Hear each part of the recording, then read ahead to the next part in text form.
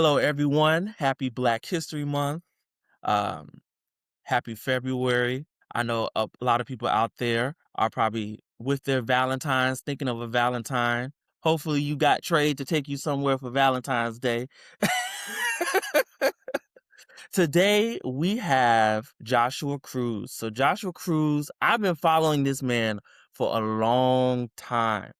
Whether he's dancing, shaking his booty, or telling you about the benefits of shaking your booty, Joshua Cruz is just an amazing person to watch. Your content is very engaging, it's very transformative. Um, I think a lot of people need to listen. And I think one of the best things I like about you is that people do listen to you, Mhm. right? They actually comment on your videos. They actually engage with your content. Joshua Cruz is a social influencer, community organizer, and creator who has taken the internet by storm. Because even in a year, he's had so much growth and he's still growing. And I love that he focuses on sex, mental health, and wellness. So he is definitely the person today that should be here for Trade of the Month for February. Thank you. How are you doing today? I am great. Thank you so much. Thank you for the introduction. I love how you put in there shaking my ass because absolutely I love shaking my ass. If Yeah. you watch me on Instagram, you know I love a thong. So and I happen to feel like I have a great ass. So shaking it, it's inevitable. But I'm feeling great today. Honestly, it's a beautiful day. I feel really in tune with myself. As of late, you said I was going through a lot of growth continually, and that's absolutely true. So I'm just blessed to continue this journey of what I like to call coming back to myself. And I Mm. thank you for seeing that and noticing and taking the time to chat with me today and put me on your platform. Yeah, of course. I am so interested in how you began this journey. Do you have a name for your journey? What would you call your journey? Is it a healing journey? What kind of journey?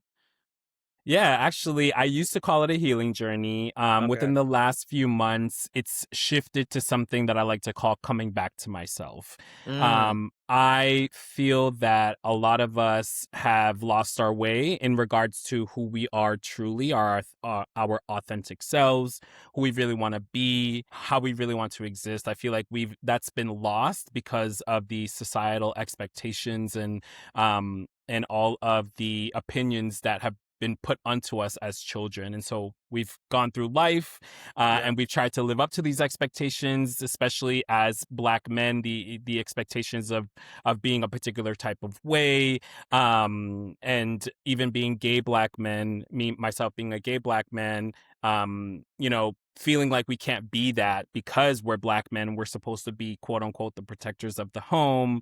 And so what I like to think my journey is now is I'm coming back to myself and I'm allowing myself to be who I truly am and Mm, not have to live inside the confines of societal expectations. that's beautiful. So a good question is, at what point did you notice that that kind of change had to be made?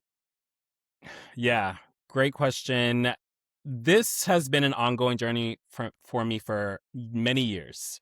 And if I've been on social media for quite some time, having conversations like this, I even remember back to maybe, I don't know, 2018, 2019. I was trying to have conversations like this, but I just wasn't as comfortable as I am today. Mm-hmm. And so I would say it started back around 2018, 2019, when I started to feel like something doesn't feel right with me. I want to like become something more than I feel like I am. And Yeah. so that kind of started the journey. However, 2020 was when it really took off for me. I actually went through what I consider an identity crisis. Mm, And I went into deep depression in 2020, and just these things in my past came back to memory, and were really painful. And I had to work through that. And upon working through those childhood traumas, I started to recognize in between the darkness, I started to see the light of who I really was. And that's when I really started to tap into my vulnerability, my conversations around mental health, my sexual expression. And yeah. it's been since about 2020, and what we're in 2026 now. And I feel like I'm just coming into this like really opened much more open version of myself where I'm like really basically saying like fuck the expectations, fuck what people Mhm. gotta say.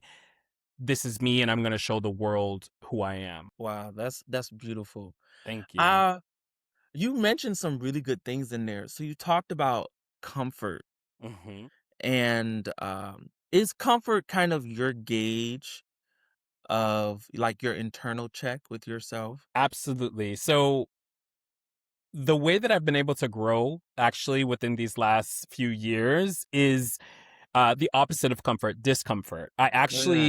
I actually analyze or really check into and become very aware of how I'm feeling in particular situations or about things I'm wearing or how I'm acting or how I'm talking. And I ask myself, does this feel uncomfortable? Like, is there discomfort here? And if there's discomfort, I personally take it upon myself to then learn more about that, where that discomfort is coming from. And that challenges me to push myself beyond that discomfort to actually try to understand, am I uncomfortable because who I really want to be is on the other side of that discomfort?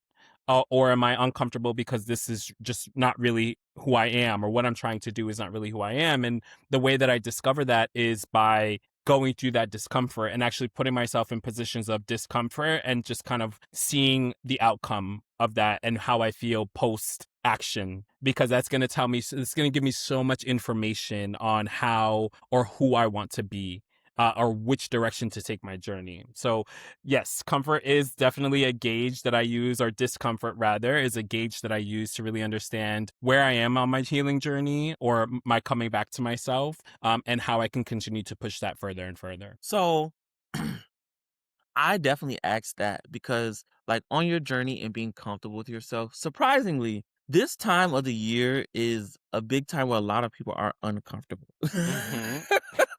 You know, we're coming off of the whole January fitness rush. Um, we're moving into February, and a lot of this is a big time where a lot of the fall athletes have body dysmorphia. Hmm. A lot of people are kind of creating this expectation and almost this drudging quest that they have to have their body right by the summer. Yep. You know, that kind of language hasn't died down at all. We see it every year. What is especially being comfortable? Can you describe kind of some of the work you do? Like, what is the work to move through discomfort? What does that look like? So normally when I'm moving through discomfort, I try to take a lot of pauses and again try to be aware of what's going on. So when I feel discomfort, I sit with myself in that discomfort and I let it happen. I'm like, "Oh, like I have anxiety. Hmm. I'm thinking too much about what people are thinking about me. Like I'm creating these scenarios." What I've learned is to allow myself to sit in that discomfort and work through that anxiety, and that helps me again to gain that information about what's really happening. And I start to dissect the anxiety or the scenarios. You know, if I come up with a scenario, for example, in the context of what you're talking about right now, if I'm like, oh, it's February, summer's coming, my body's not right, people are gonna think that I don't take care of myself, I gained weight, Yeah. I'm not good looking anymore. I'm creating all of these scenarios in my head. And so I'll sit with that and I'll ask myself, okay, well, why do I feel like I don't look good anymore? Why am I panicking about people thinking that I don't take care of myself? Why am I thinking that I'm not going to have um, a societally accepted body? Where is that really coming from? And I'll Mm. tell you one thing, this is not something that's really easy for people to do, to be able to have that awareness. I think for some people it might come naturally, but I think a lot of that specific type of tool is gained by going to like therapy, for example. In Yeah. therapy, you learn a lot about being able to become aware of your emotions and your feelings and how to regulate those things.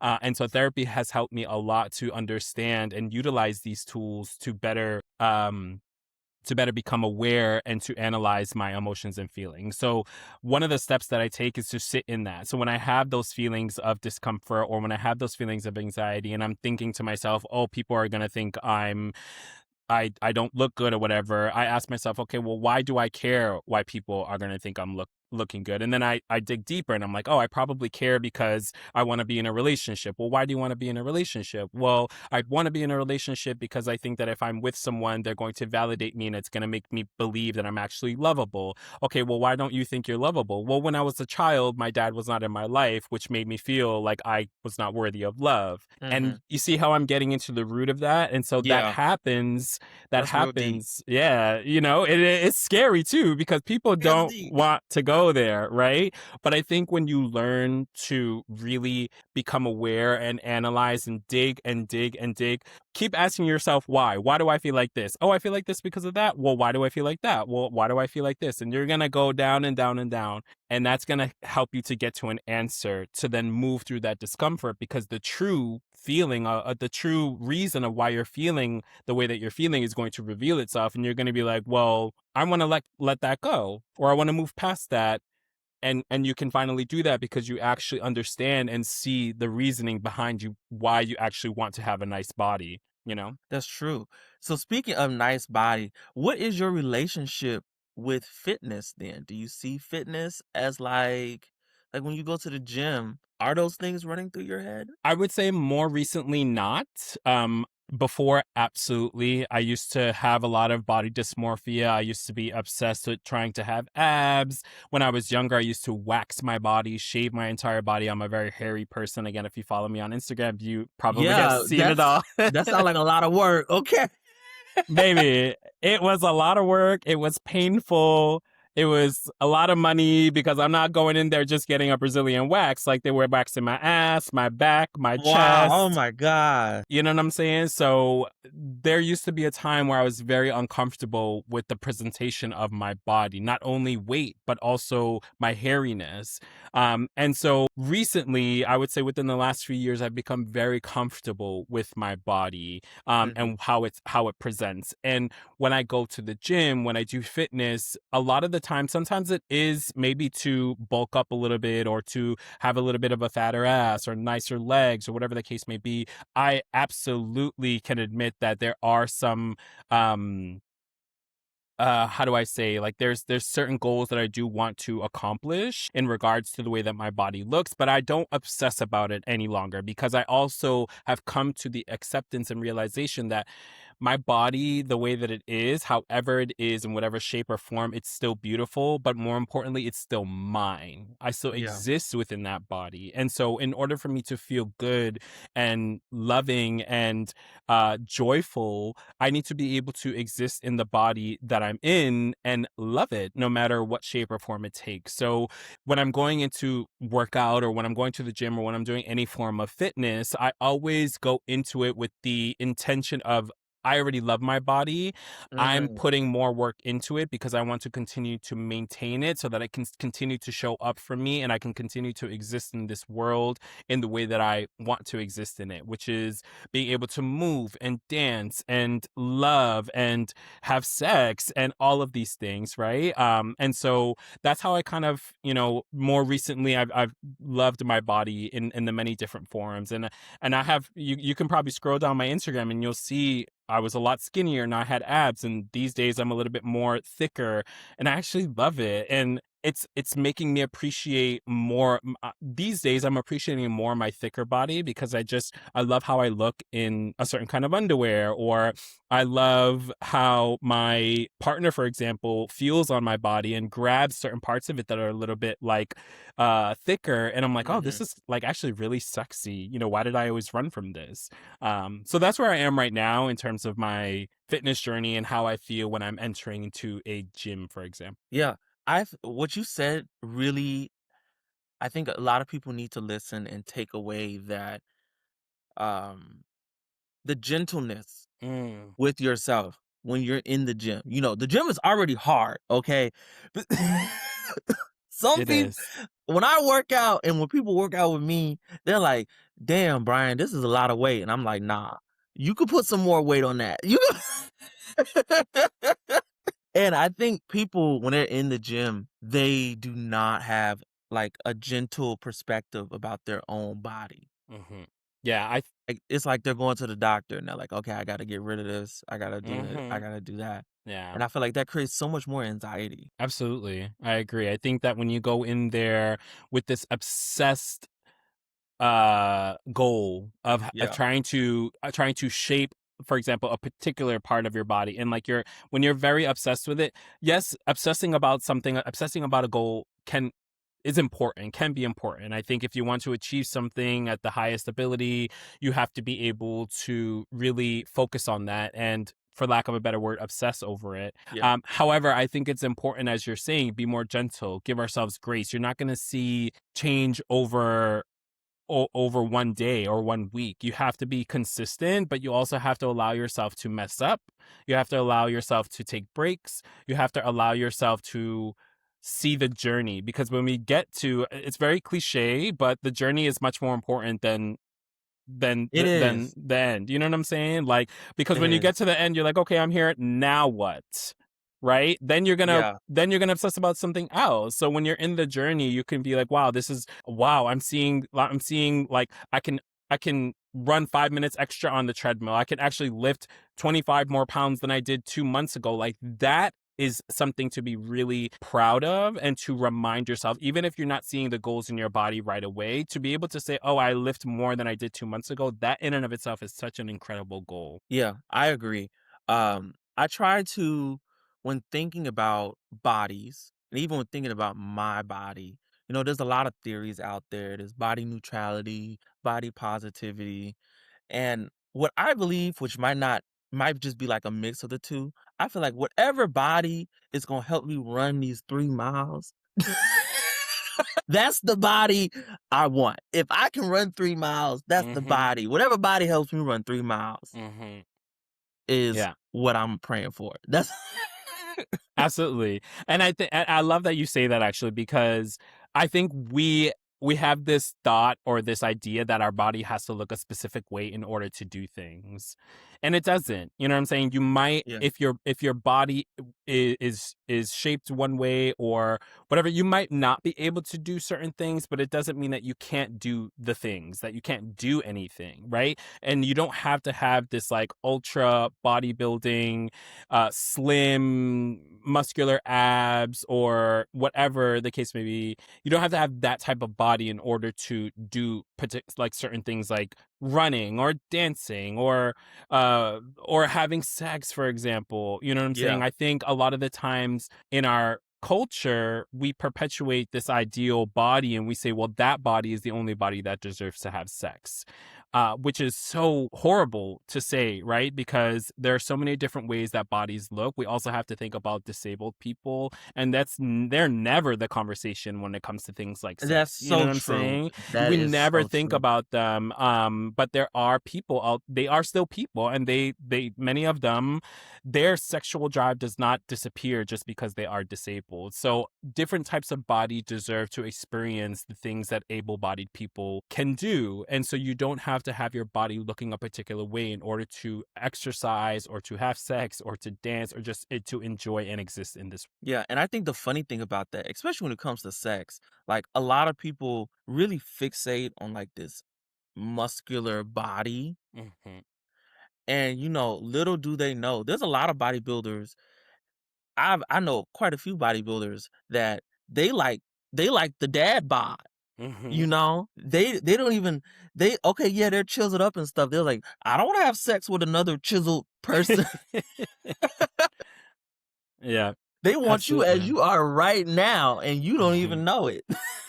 Well, the interesting thing is that I think that social media, for example, when we're looking at these bodies online, we're looking at them from a lens of, I think, comparison. And so we look Yeah, at our bodies and we're like, oh, look at the comments that they have, look at the likes, look at the followers, and we think that we have to have that particular type of body, and we think that person might only want to be with people of that particular type of body. But the amazing thing about sex is that when you become aroused, it actually opens gateways within you, for lack of a better word, and it actually allows you to want things that you maybe normally would not accept for yourself, or you're more open to different types of things because you are aroused. So we might think like, oh, just a funny example.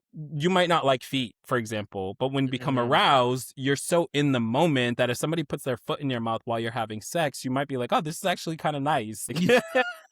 Well, yeah, You yeah, know what I'm saying? So I think the arousal part of it is something that really opens us up to being able to have sex with different types of bodies, and not so much worry about, oh, having a chiseled body or this muscular body or this bodybuilding body. So yeah, I just brought that up because, to your point, a lot of muscle guys, they're not always looking for other muscle guys. You know what I'm yeah. saying? And also they will be open to having sex with other types of bodies when they're horny.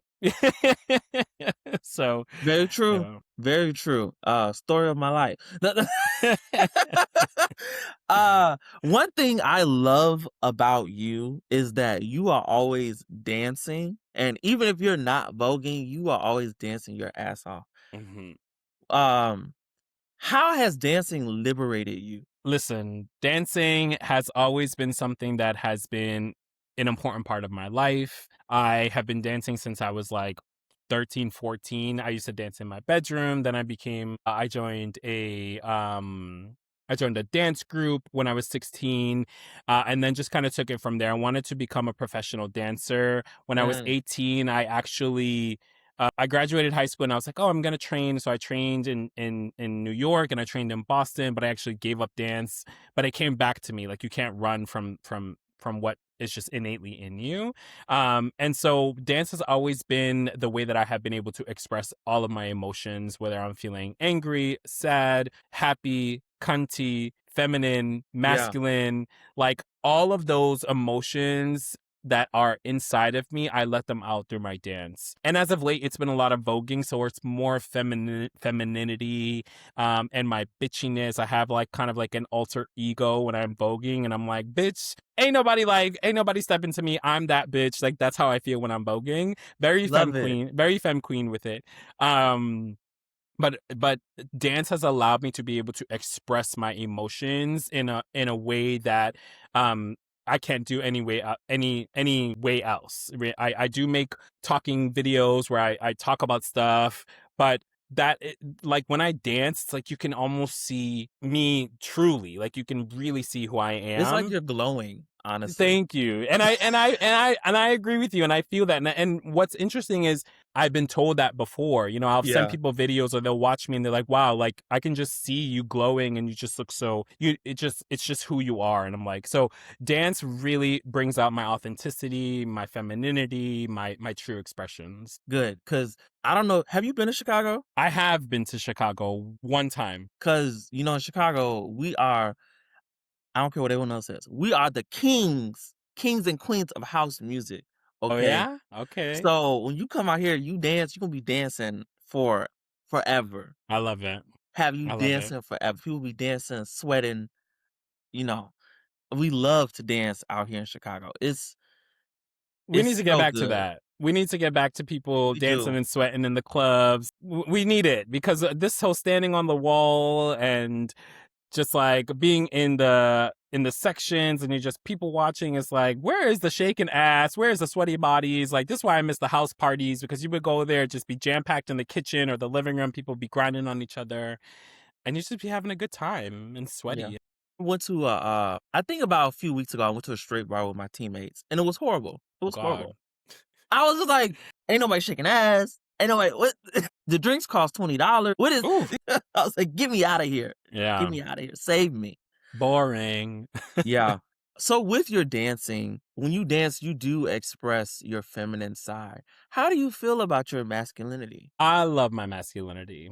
Okay. I really love it. So, like, I always, even though sometimes, as of late, I think it's there's a lot of accountability that men in general have to take in terms of the Yeah. way that society has been built and how we treat other people. You know, the patriarchal system is just not a really positive system that we've built this world on. And so I think as men, we have a lot of accountability to take in how we treat other people. However, even though I am aware of this patriarchy and the way that toxic masculinity has hurt a lot of people, a lot of society, I still love being a man. I love my manliness. I love my male parts. I love Mm-hmm. my beard. I love the expression of my masculinity. And I think that I'll always love it, especially as a part of my femininity as well. You know what I'm saying? I definitely teeter on both. Sometimes I can be very feminine. I think that I present more masculine, and for the most part, I'm more masculine. But when I'm feminine, I really embrace that. And sometimes it does look awkward because I'm this muscular, hairy, bearded black guy, and I'm in a thong, shaking my ass, and I'm wearing skirts now, and so it's very. I don't know. It's just very opposite of what you would expect of me, but I love that.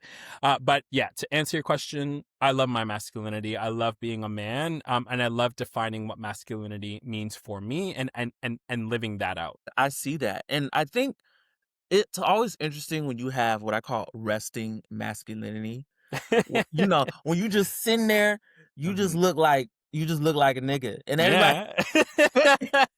they don't know nothing about you. They ain't heard Exactly. you talk. Hmm. You just look like a nigga. And Yeah. as soon as you open your mouth, they're like, oh, Oh, she's the girls. And I'm like, yeah, girl, I'm the yeah. girls. But sometimes I be playing around, I try to deepen my voice a little bit and what's Yeah. up. Oh, when I'm sometimes I was at the gym the other day, and of course it's, new year, new me. There's a Mhm, lot of women at the gym. mhm, And so many women come up to me and they're just like, "Oh, can you help me with with my mhm. workout?" And I'm like, "Sure, baby, I got you. Let me." Yeah. I love it. I like to play around and flirt like that. Sometimes I remember one time I lived in so fun little fact about me, and maybe if you've been following me for a long time you might know, but I used to live in Turkey. I used to live Mm. and dance in Turkey. And one time I went to a club and this woman just would not leave me alone. She would I was dancing with her, and I'm very different. Obviously, over there, I'm very different looking. I'm black. They're Middle Eastern. They look just much different than I do. And so she was very attracted to me, and so I play with it. I danced with her, all of these things. But then she just wouldn't leave me alone. She's like, "Come home with me, whatever." And Like I'm like, you're mine. I'm exactly. And I'm like, "Baby, I got to tell you, I'm gay. I'm gay." And she's like. She looked at me and she was like, and she like slapped. She didn't slap me, but she went like that. She's like, "Stop it! You just don't want to." And I'm like, "No, baby, No. I'm gay. I love the dick."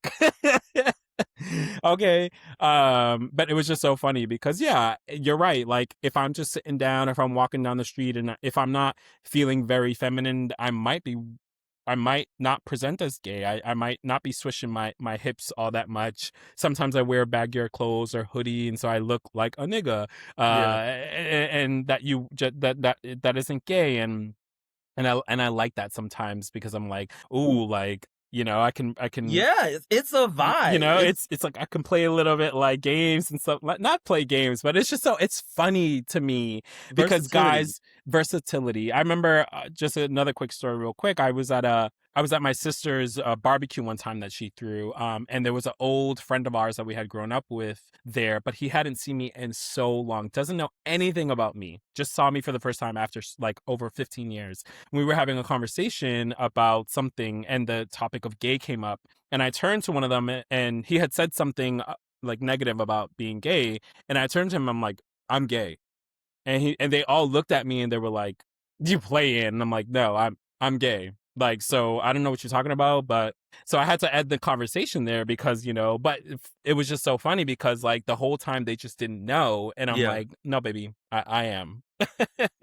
I think that's the funny thing about masculinity is that people don't, people don't expect gay men or even queer men at all to be as masculine as straight men. But it's like, no, the masculinity levels, they don't change. Hmm. We got them incognito gays. We got the Yeah. the trade. The trade will get you. They will. You expect one thing, you see one thing, and then you see them in another environment, or you hear something Yeah. about them, and you're like, okay. I Yeah.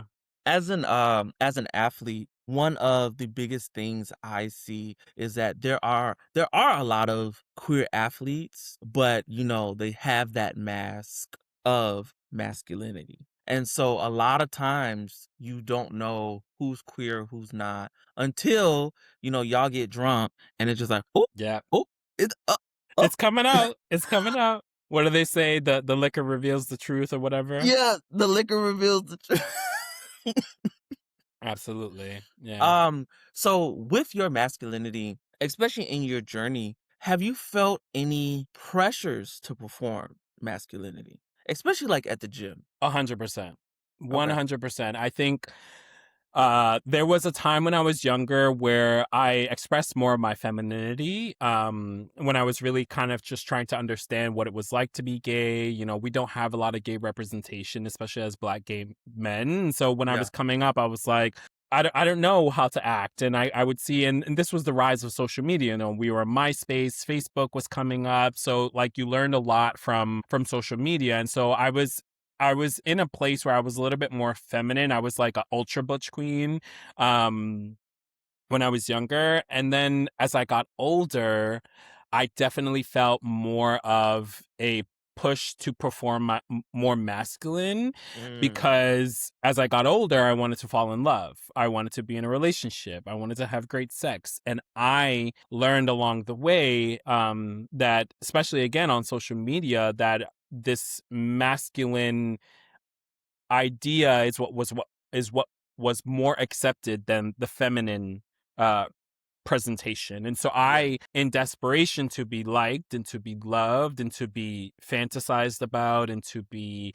wanted, I figured that I had to be more masculine in order to feel worthy and valuable to the people that I thought that I wanted to feel worthy and valuable for, which were Yeah. other masculine gay men. That's real. And so Yeah. that cycle was very, very going very, very fast for me. And so I was performing a lot my masculinity and just trying to like, you know, be that. And as I grown older and done a lot more work on myself, and really have tried to peel back the layers of what we call toxic masculinity, or trying to fit into the boxes of society's expectations of what a man is supposed to be, I have accepted myself more and accepted my femininity as a part of my masculinity, or as a part of me.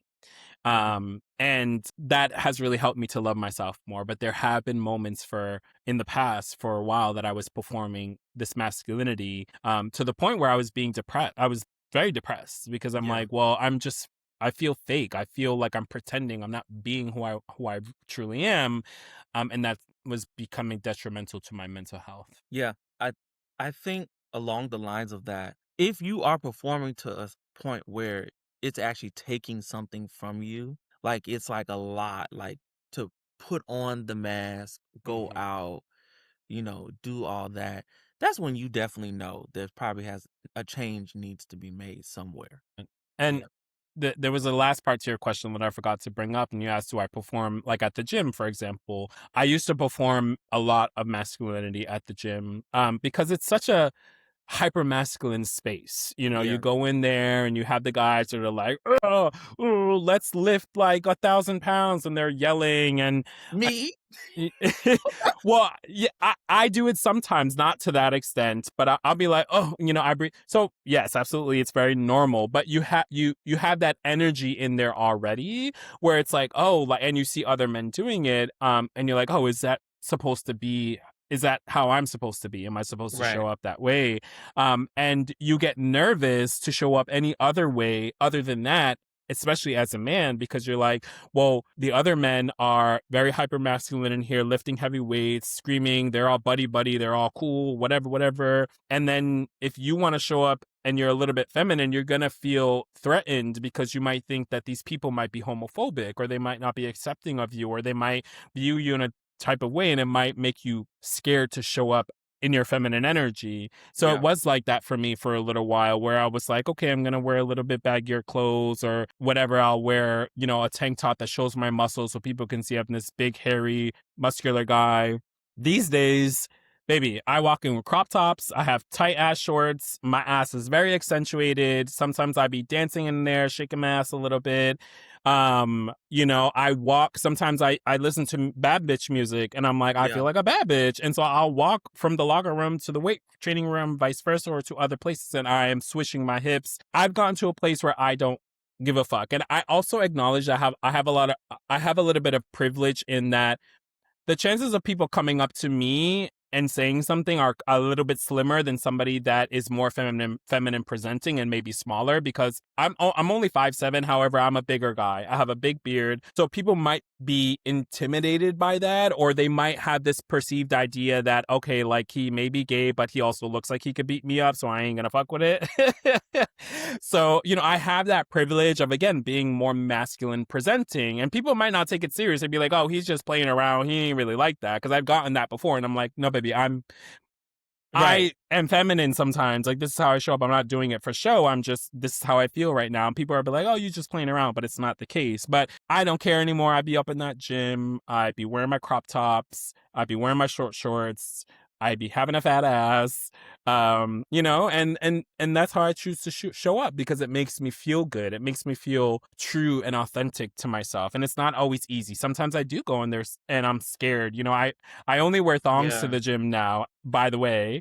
And so when I'm wearing a thong, I'm like, oh, are people, sometimes I get in my head, I'm like, are people going to notice? What if when I squat, the thong shows? Are they going to laugh at me? And then I'm just like, actually, I don't care, because who gonna check me? Right. Who gonna Nobody's check gonna me? come up to you and, They they're ain't gonna not do gonna risk their nothing. gym membership for that. No, you know what I'm saying? One guy did laugh at me in the locker room one time, and I just looked at him and I was like, and I didn't say nothing. I just looked at him and I'm like, and I've seen him again, and he don't say nothing to me. He don't laugh anymore. But I think it's because he thought in that moment that I was going to be uncomfortable by what I was wearing, a thong. I was changing. He walked by. He said, no, baby, I'm comfortable with myself. So you laughing at me doesn't mean anything, because I love this and it makes me feel sexy. It makes me feel good. And I'm going to wear a thong every single time, because it's just how I like it's just what I like to wear now. It makes me feel good. It makes me feel sexy.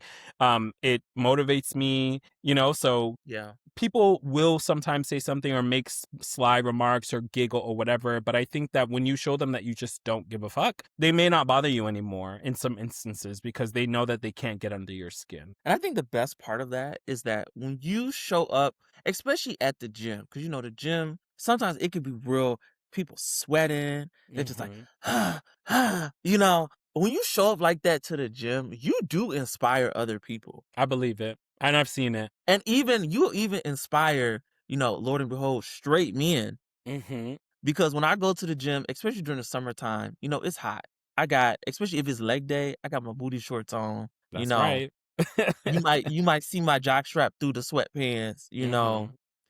And I actually, one of my gym bays, because I got a lot of them, but Me what too. one of my Me gym too. bays, he's bigger than me, Hmm. right? And I remember one time I showed up to the gym. It was leg day, obviously. And he was like, oh, you not wearing your short shorts today? I expected to see your short shorts today. Uh, I was like, wait a minute, let me let go me go change. change real quick. uh, I love that. So I think it does, always being your true self will inspire light in others. Absolutely. And 100% in the gym, I think a lot of people notice. One thing I always notice actually is, like I mentioned earlier, I like to dance a little bit. And so I'll be feeling my music and I'll be like, yeah, whatever.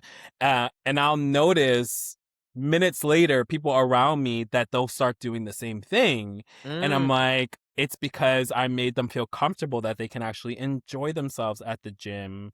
By me being myself and just like expressing myself in between my sets, I quote on, for lack of a better word, I gave them permission to also show up and enjoy what they're doing and be who they are and listen to the music. Because I think we do sometimes, especially for men, we think we got to go into the gym, we got to have our headphones and our hoodie, and we got to be and it's just like, it's not, while you're doing the workout, it might look like that, but after the workout, I'm like, okay, I'm looking at, like, yes, I'm waiting for that, or I'll be like, yeah, blah, blah, blah. I'll just be free, and I think Yeah. when people see that, again, you're giving permission for people to show up, and let down their guard. Again, if we're speaking in terms of men and masculinity, I think a lot of men have put up this guard to protect what they believe their masculinity is supposed to be. And so if they switch their hips a little bit, they're like, oh, I'm not masculine anymore. And it's like, but if Right, they witness right. somebody else doing that,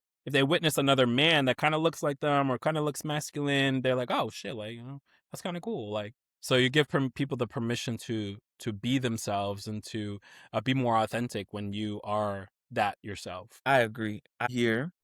So I have been watching some of your recent content, and I really would like to know, do you consider yourself a nudist? I do. And that's very recent for me, actually. So, I have a partner now, and when I met him, he's a nudist, so he's always been a nudist. He's been a nudist for a very long time, and that was one of the things that I learned about him when we first started dating.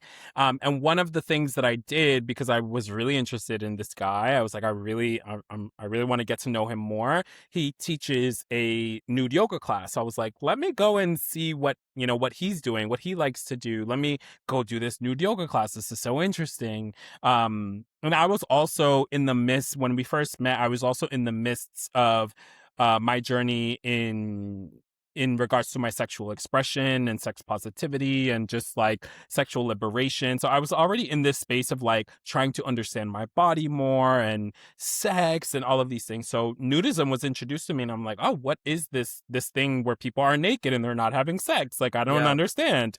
Um so I went to this nude yoga class of his and just had this really interesting experience where like my emotions were everywhere. I was like, oh, this is amazing, but oh my God, I'm also really anxious and like I feel uncomfortable, but I like being naked right now because I don't feel any like restriction. So it was just a mix of different emotions. And after that yoga class, I was like, I want to keep trying this. Like I want to really understand this whole nudism thing more. So I started to do more research about it, talk to my partner more about it. He would tell me his experiences. Mhm. And then he took me to a nude beach. He took me to a nude spa.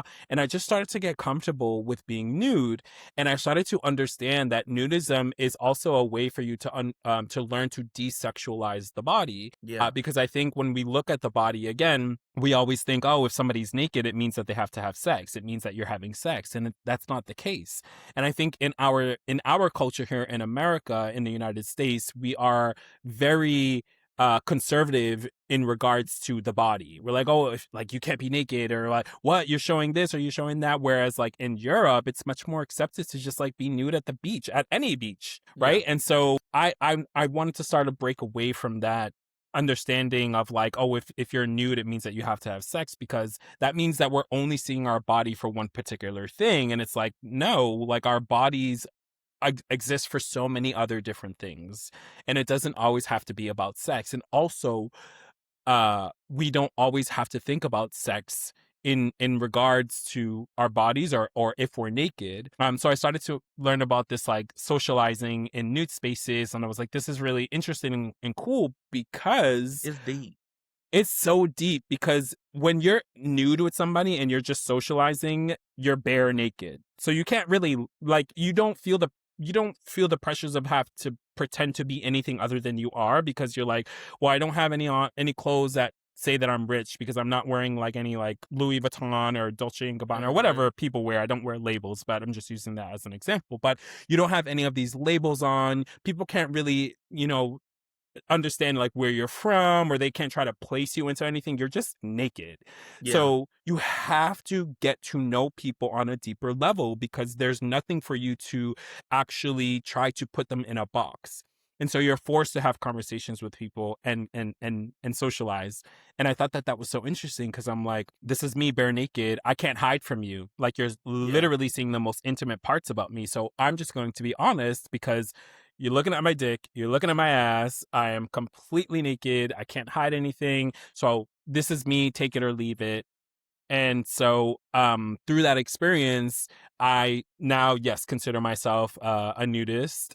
And I'm still on that journey, still learning so much about it. I'm really excited. It's really helped me to love my body more, to be more comfortable, not only with sexuality, but just with my existence, with my body, with whichever shape it's taken, with my, my male parts, all of that things. It's really helped me to love myself more. So yes, to answer your question, I do consider myself a nudist, and I'm excited to continue on this journey of nudism. Love that. So I'm not a nudist, but I do swear by nudism. Hmm. Nudism is the real deal. There are some people that are like real hardcore nudists, and I think one of my nudist experiences, I went with a friend to like nude bowling Oh, interesting. in Chicago. Look, You could do anything. you can do anything. Chicago, they have nude bowling, nude museum visits. Oh, that's awesome. They have the nude bike ride, the annual Yes, nude they bike ride, do. don't they? Yes, they do. And but that's why, like, when people talk about like pride and stuff, like, I'm like, y'all, at our pride, we be naked. Like, Love it. the nudism is something that I think is very positive, Hmm. and people really they need to tap into that more. And honestly, being a good nudist, sometimes you won't even like clothes anymore. Yeah. I barely wear them. I put them on when I have to go to the gym, when I have to go outside, when I'm in my house, or if there's a space that allows me to be nude, I'm gonna be nude. Yeah. Just because, yeah, it's like clothes are so restricting. Like, you start to get used to things being able to just hang and chill, and so yeah, it's so much more comfortable. Even though I do like wearing sexy underwear and stuff like that, like I Hmm. do like those things. I think, in engaging in sex and wearing like sexy underwear and like costumes and stuff like that is really, that's like really exciting. So in those instances, like, I'll wear certain things, but I think I'm in a phase in my life where I'm like, yeah, I would probably prefer to be naked. Good, good, good. Before we wrap up here, do you give us two of your self-love tips. Two self-love tips. Two self-love tips. Um, we talked a little bit about it earlier. I think one of the most important things that you can do for yourself is learn to sit with your emotions. First, learn what you're actually feeling. I think what's interesting is a lot of people don't really know what they're feeling. They just feel these things, but they can't name them. So start to learn to name your emotions and sit with them so that you can work through them. I think that's one of the most beneficial tools that you can utilize, or tips that you can take, to really start a journey of coming back to yourself, Yeah. as I like to say. Um, that's one of the more important tips. The other thing that I would say is for self love. I feel like there's so much that I usually talk about. Oh, vulnerability. So vulnerability will catapult your healing journey. And this is how I started my healing journey. I just started to Hmm. talk about things that I was uncomfortable with, or learning about myself. And I was like, I want to know more. And I started to talk with other people about it, or on social media. What I did and what I do when I'm vulnerable, when I tell people about my journey, is that I'm accepting this for myself, whatever it is. I'm owning up to it. I'm admitting it. I'm putting it out there. And in turn, nobody can use that against me, because I've displayed it for myself, and I've accepted it, and I've worked through it. So in order for somebody to use something against you, you have to feel shame about it. I don't feel shame about the things that I talk about, because I'm vulnerable, and I'm vulnerable about it, and I'm accepting it, and I'm pushing through it, and Yeah. I'm moving forward from it. So what I would say is, one of the best things that you can do for yourself self in terms of in terms of self-love, is to be vulnerable. And I'm not saying you need to be vulnerable like I am, where I'm sharing so much online, but even with people that you love, with friends, if you're scared to tell your people that you love certain things about you, certain things that you like, or that you did or want to do, or how you're feeling, um maybe those aren't the right people, but you should have people in your life that you can express these things to and be vulnerable with, because it's going to open doors for you to love yourself more, because you're going to realize you actually had nothing to be scared of, because this is your authentic self. And if you want to truly love yourself, you have to be able to accept things about yourself that might feel uncomfortable for other people. So I would say those two things are so important in your uh, healing journey, or you're coming back to yourself, as I like to say. Beautiful, beautiful. Thank you so much You're welcome. for being with us today, for allowing Trade Apparel to interview you.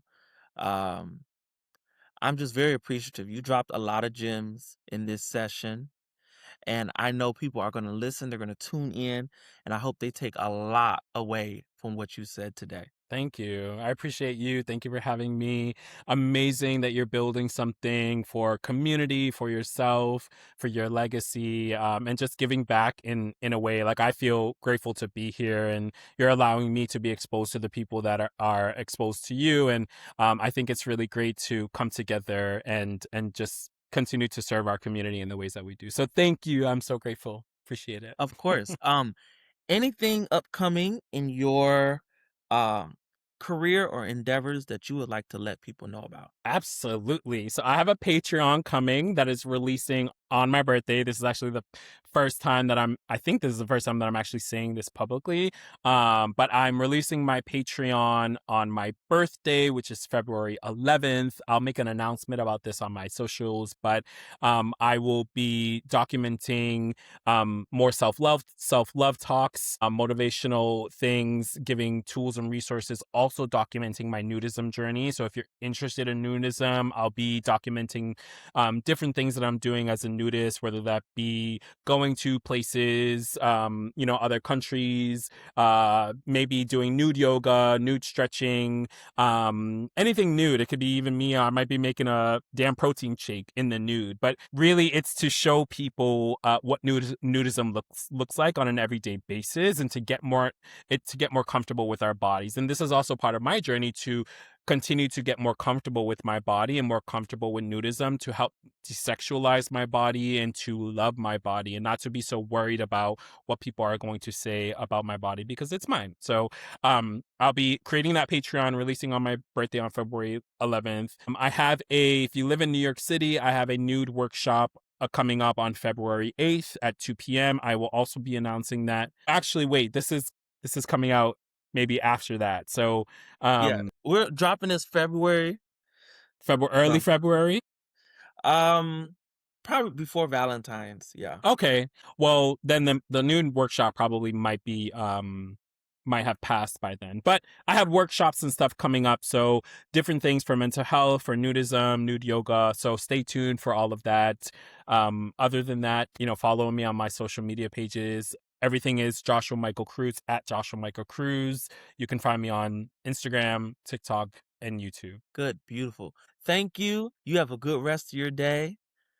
And shout out, goodbye from Trade Apparel.